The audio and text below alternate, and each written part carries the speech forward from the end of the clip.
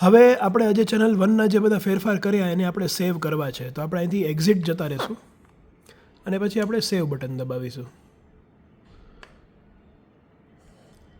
Store preset U01 save, default preset, બરાબર. જે બી નામ આપવું છે અહીંથી તમે નામ આપી શકો, કંઈક તમારું આપવું હોય તો, અને પછી યસ આપી દેવાનું, એટલે તમારા સેટિંગ સેવ કરી દેશે. આ જ રીતે તમે બધી ચેનલમાં બી આ કરી શકશો.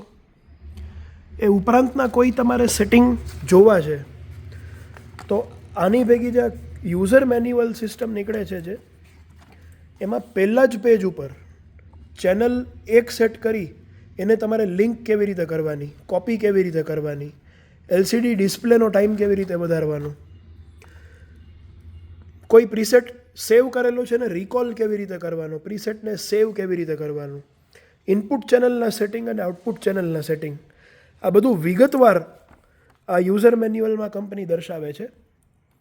છતાં બી તમને કાંઈ ખબર ન પડે તો તમે તમારા આહુજા ડીલર અથવા તો અમને એટલે કે હિન્દુસ્તાન ઇલેક્ટ્રોનિક્સને કોન્ટેક્ટ કરીને પૂછી શકો છો.